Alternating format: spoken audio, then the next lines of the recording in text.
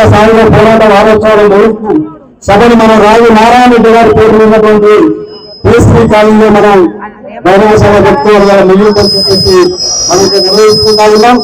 మీరంతా కూడా ఈ సభకు గుర్తించి ఈ సభను విజయవంతం చేయడానికి మీ అందరికీ కూడా పేరు పేరున విప్లవాన్ని తెలియజేస్తా ఉన్నాం.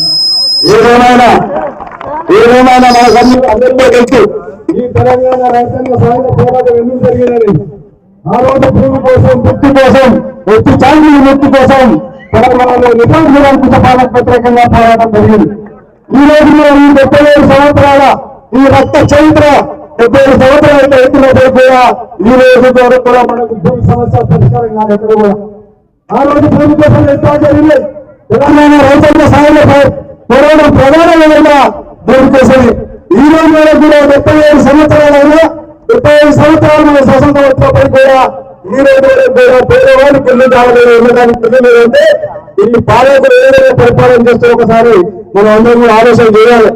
అదే కాకుండా ఆ రోజు ఈ తెలంగాణ 5వ సంవత్సరాలు ఆ రోజు జరిగినటువంటి కమ్యూనిస్ట్ పార్టీ సారథ్యంలో జరిగినటువంటి రైతాంగ సాయుధ పోరాటానికి నాయకత్వం వహించినటువంటి కామ్రేడ్ రాజు నారాయణ రెడ్డి గారు, మధ్య మోదూరు గారు, పెద్ద రెడ్డి గారు, ఈ ముగ్గురు తెలంగాణలో ఉన్నటువంటి 5వ సంవత్సరాలను ఏదైతే పరాయి జిల్లాలో కోరుకున్నటువంటి ఈ 5వ సంవత్సరాల వారు పోరాటం జరిగింది.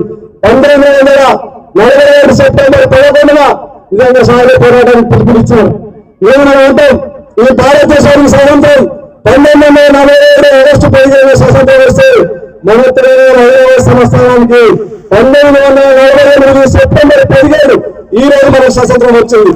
ఈ అందరూ పాలకులంతా కూడా ఈ చరిత్ర అంతా కూడా కన్సల్ట్ దాచిపెట్టినటువంటి చరిత్ర ఇది. ఈ చరిత్ర మనకు తెలియాలి, మన పిల్లలకు తెలియాలి, కమ్యూనిస్టుల చరిత్ర తెలియాలి. మనం అందరూ చూస్తూ ఉన్నాం. ఎవరు విద్రోహం అంటారంటే, వాడు విమోచన అంటుండే, వాడు విలీనం అంటుండే, ఏదేమన్నా కానీ తెలంగాణ ఇవాళ భారతదేశంలో చెప్పేసి భారత కమ్యూనిస్ట్ పార్టీగా ఇవాళ మనం స్వతంత్రం వచ్చే విధంగా జాతీయ జెండా, మన పార్టీ జెండా రెండు ఇవే మనం ఎగరేసుకోవడం జరిగింది. అందుకే చెప్తా ఉన్నాం, తెలంగాణ రోజున్నటువంటి సమస్యల పోరాటం చేస్తాం. 75 సంవత్సరాల తర్వాత కూడా పేద పక్షాలు పోరాటం చేసిన జెండా పార్టీ ఏదైనా ఉందంటే అది భారత కమ్యూనిస్ట్ పార్టీ, సిపిఐ తప్ప వేరే పార్టీ వాళ్ళు పేదవానికి అండగా ఉండే పార్టీ మన ఎర్ర జెండా సిపిఐ గుర్తుపెట్టుకోవాలి. ఈ రోజు వరకు 100 సంవత్సరాలు ఈ భారతదేశంలో అధికారం లేకున్నా, మనకు ఎలాంటి ఎంపీలు ఎమ్మెల్యే లేకున్నా మన పార్టీ బతకగలుగుతుందంటే పేదవాళ్ళ గుండెల్లో మేము కూడా స్థిరస్థాయిగా ఇచ్చిన జెండా సిపిఐ జెండా కాబట్టి 100 సంవత్సరాలు అయినా విపరీతమవుతుంది మన జెండా. అందుకే ఈ జెండాకున్న పవర్ అది. మీకు అందరికీ తెలిసి భూ పోరాటం నిర్వహిస్తా ఉన్నాం.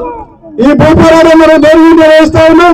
పేదవాళ్ళు ఉన్న కిరాయి కట్టవేరు, లేదా కూడా డొక్క నిండినటువంటి పేదవాళ్ళు ఈ 5 నెలల్లో ఇళ్ళ కిరాయి కట్టవేరని చెప్పేసి మనం జనవరి 22, 2022 మనం భూ పోరాటం చేస్తాం. ఇక్కడ పేదవాళ్ళందరినీ కూడా మేము కృషి చేసుకోమని చెప్పాం. మీరందరూ మా మాట మీద విశ్వాసం లేదు, మేము ఇప్పిస్తామని కమ్యూనిస్ట్ నాయకులు చెప్పారు. మా కష్టంలో చాలా వస్తాయని ఆలోచన మీరంతా కూడా వచ్చి కృషి వేసుకున్నారు. మీరు వేసుకున్నదందరికీ మేము ఒకటే మాట చెప్తా ఉన్నాం, మీకు ప్రతి ఒక్కరికి ఇంటిగా ఇప్పించే బాధ్యత నాయకత్వం తీసుకున్నది. ఉండే బాధ్యత మీరు తీసుకుంటారా తీసుకోరని మేము అడుగుతా ఉన్నాం. మీ విషయం మీరు కాపాడుకుంటారా లేదని మేము అడుగుతా ఉన్నాం. కాపాడుకోవాల్సినది మీరు లేదండి. మీకు జాగ్రత్త ఇప్పించే బాధ్యత ఉన్న నాయకత్వం తీసుకున్నది. ఈ గుసలు కాపాడుకునే బాధ్యత మీరు చూసుకోవాలని చెప్పి మేము కూడా కోరుతా ఉన్నా. అదే కాదు, ఈ మధ్య కాలంలో మన మీద ఎన్ని ఇబ్బందులకు గురి చేస్తున్నారో మీకు అందరికీ తెలుసు. మమ్మల్ని చేయాల్సిన మళ్ళీ రైతారని చెల్లబెట్టి ఈ గుసలు కాల్చేయాలని కుట్రలతో మా మీద కేసులు పెట్టడం జరిగింది. మీకన్నీ ఇబ్బంది చేస్తా ఉన్నాం. అత్త రాజకీయాలు చేసే చరిత్ర మాది కాదు. మీరు అత్త రాజకీయాలు అవసరం అనుకుంటే పేద పక్షాల్లో ప్రాణాలు కూర్చొని తప్ప ఏంటంటే చరిత్ర మాది చేస్తా ఉన్నాం. కానీ కావాలని కుట్ర చేయండి, కావాలని కుట్ర చేసి కేసులు ఇచ్చి మమ్మల్ని జైల్లో పంపాలని ఆలోచన చేసినారు.